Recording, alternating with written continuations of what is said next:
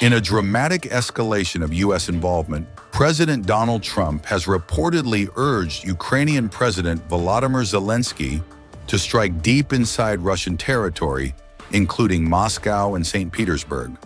According to the Financial Times, during a July 4th phone call, Trump asked Zelenskyy point-blank, "Volodymyr, can you hit Moscow? Can you hit St. Petersburg too?" The report, citing two people briefed on the conversation, says Zelenskyy replied, "Absolutely, we can, if you give us the weapons."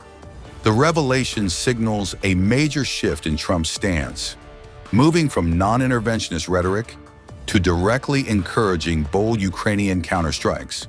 On July 4th, Russian President Vladimir Putin abruptly interrupted his panel discussion in Moscow to take a call from U.S. President Donald Trump.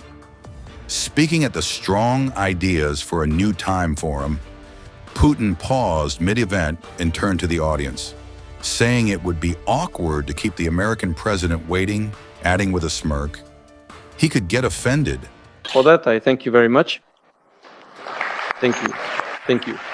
All the best. I wish you success. Please, truly, don't be upset. I completely understand that we could have certainly talked a little bit more, but it genuinely feels quite awkward to keep people waiting for an extended period. Someone else might actually get offended now, you know. Thank you very much. Good luck. Speaking to reporters later, President Trump didn't hide his frustration with Vladimir Putin. Trump said he was disappointed with the Russian leader's actions, remarking, "Putin really surprised a lot of people. He talks nice, and then he bombs everybody in the evening." Very disappointed with President Putin. You know, I thought he was somebody that meant what he said, and he'll talk so beautifully, and then he'll bomb people at night. We don't like that. You were able to accomplish 20 promises so far. Yeah, I think we've more than delivered. Thank you for saying that. But, you know, we made a lot of promises, and we've actually given a lot more promises than we even made. Yeah. Also, speaking during a cabinet meeting at the White House, President Trump didn't hold back when describing his dealings with Vladimir Putin. "We get a lot of bullshit thrown at us from Putin, if you want to know the truth," Trump told reporters bluntly. That was a war that should have never happened, and a lot of people are dying, and it should end. And I don't know, we get a lot of bullshit thrown at us by Putin, for you want to know the truth. He's very nice all the time, but it turns out to be meaningless. U.S. President Donald Trump has announced that the United States will send Patriot air defense systems to Ukraine. The move signals a dramatic break from the Biden administration, which had previously restricted long-range weapons and advanced air defenses to avoid direct confrontation with Moscow. Trump, now back in office, appears willing to abandon that restraint, paving the way for Ukraine to better defend its skies and potentially target Russian aircraft, drones, and missiles at greater distances. Seated alongside NATO Secretary General Mark Rutte in the Oval Office, President Donald Trump made it clear his patience with Vladimir Putin is wearing thin. Addressing reporters, Trump expressed disappointment in the Russian leader and confirmed that billions of dollars worth of U.S. weapons would soon be heading to Ukraine. We make the best equipment, the best missiles, the best of everything. The European nations know that. And we've made a deal today, and I'm going to have Mark speak about it, but we've made a deal today where we are going to be sending them weapons, and they're going to be paying for them. The United States will not be having any payment made. We are not buying it, but we will manufacture it, and they're going to be paying for it.